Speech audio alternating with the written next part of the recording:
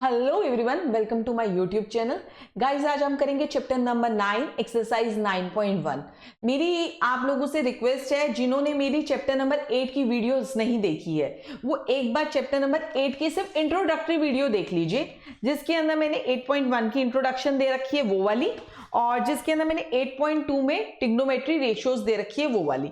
अगर आपको लोगों को ये आती है तो आपको चैप्टर नंबर 9 करने में कोई प्रॉब्लम नहीं आने वाली, आप बहुत ही आसानी से उसे कर सकते हैं। तो चलिए स्टार्ट करते हैं। A circus artist is climbing a 20 metre long rope which is tightly stretched and tied from the top of a vertical pole to the ground। वो कह रहा है कि एक पोल है, ठीक है, वर्टिकल पोल है। वर्टिकल पोल, ये डायग्राम हमें दे रखा है, ये हमें दे रखा है तो हम इसको इसलिए डायरेक्टली आपको बता रही हूं। एक वर्टिकल पोल है, यानी ऐसे एक पोल है। एक सर्कस आर्टिस्ट जो है उस पर क्लाइंब करता है, यानी उस पर चढ़ता है फ्रॉम द ग्राउंड, यहां से चढ़ता है उसके ऊपर, ठीक है। और ये बहुत टाइटली स्ट्रेच है, मतलब खिंची हुई है, खिंची हुई, ऐसे नहीं है कि ऐसे कोई झोल सा आ रहा है या कुछ, ऐसे नहीं है, टाइटली स्ट्रेच है। अब हमें क्या निकालना है? Find the height. हमें क्या निकालना है? Find the height. हाइट निकालनी है। अब मैंने इसको हाइट कैसे बताया? जिन बच्चों ने मेरा चैप्टर नंबर 8 दे रखा है तो उन्हें तो पता होगा कि मैंने इसको हाइट कैसे निकाला। अभी बताती हूं। If the angle made by the rope with the ground level is 30 degree, जो एंगल जो है वो जो रोप ऊपर की साइड स्ट्रेच हो रही है उससे एंगल जो टच हो रही है वो 30 डिग्री है। तो जो भी एंगल के साथ लाइन टच होती है वो होती है हमारी बेस, और जो टच नहीं होती वो होती है परपेंडिकुलर, ठीक है। अब हमें निकालना क्या है? इसके अंदर हाइट निकालिए, यानी परपेंडिकुलर निकालना है।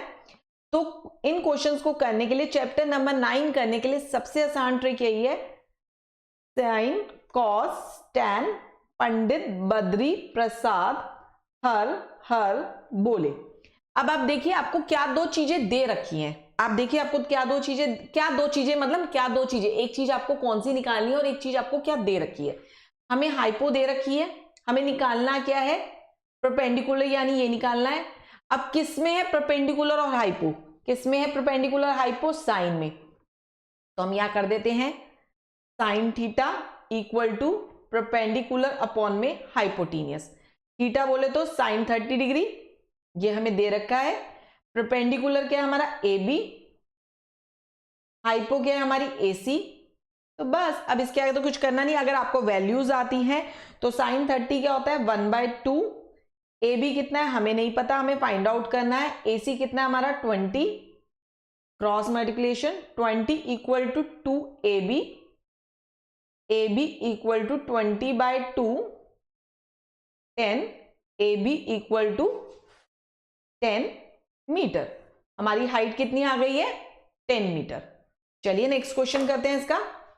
वो कह रहा है a tree break due to a storm and the broken part bend so that, चलिए जैसे जैसे बोल रहे हो, वो कह रहे हैं एक ट्री है, ये एक ट्री है जो एक आंधी आती है, तूफान आता है, उससे टूट जाता है बीच में से।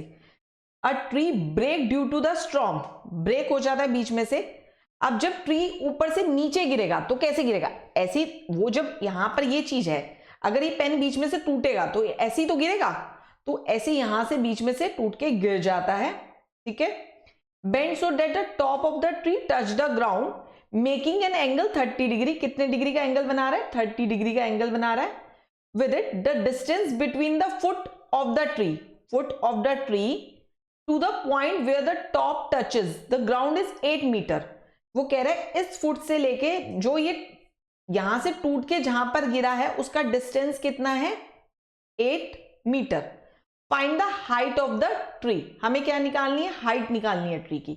अब कुछ बच्चे यहां क्या गलती करेंगे, वो इस ट्री की यहां से तो हाइट निकाल देंगे, लेकिन ये जो ट्री टूटा है इसकी हाइट निकालनी भूल जाएंगे। ये जो ट्री है ये तो पूरा था ना, हमें इस पूरे ट्री की हाइट निकालनी है। ये टूट के कहां गिरा? इधर गिरा, तो हमें बेसिकली यहां का भी निकालना है और ये भी निकालना है। चलिए हम इसको नाम दे देते हैं ए बी सी। अब सेम पिछले क्वेश्चन की तरह करेंगे, sine cos tan Pandit Badri Prasad हर हर बोले।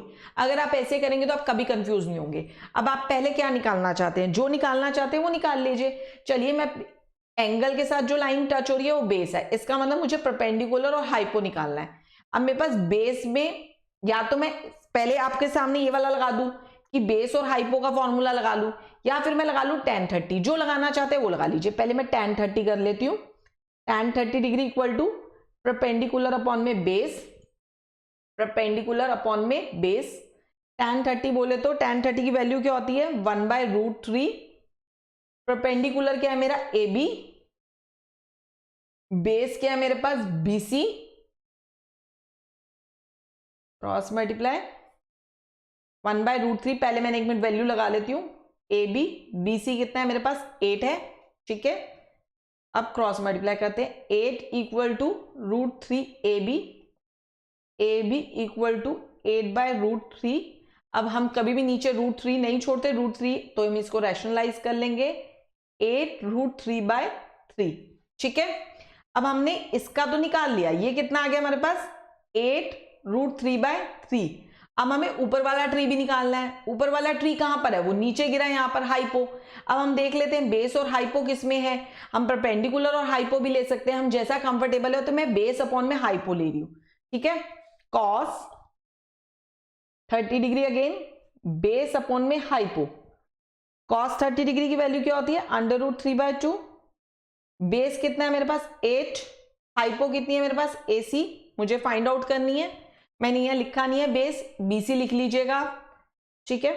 तो ये √3 equal to 16, sorry cross multiply कर रहे हैं ना, तो ये हो जाएगा √3 AC इक्वल टू 16, ठीक है। AC इक्वल टू 16 अपॉन में √3। अब √3 हम नहीं छोड़ सकते तो इसको रैशनलाइज कर लेते हैं, √3 तो ये हो जाएगा 16 √3 अपॉन में 3, ठीक है। अब हमारे पास ये आ गया 16 √3 अपॉन में 3।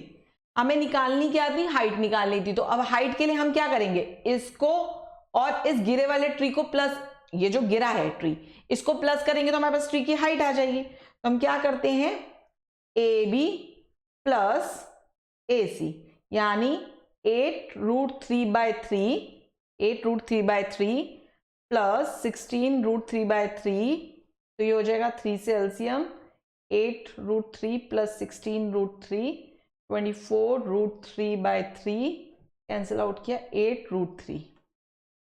8√3 मीटर, ठीक है। हमारी हाइट आ गई। आया समझ में। चलिए, अगर आपको ये वीडियो अच्छी लगी है तो लाइक करें और अपने दोस्तों के साथ शेयर करना बिल्कुल ना भूलिएगा। और मिलते हैं अगली वीडियो में, तब तक के लिए बाय बाय।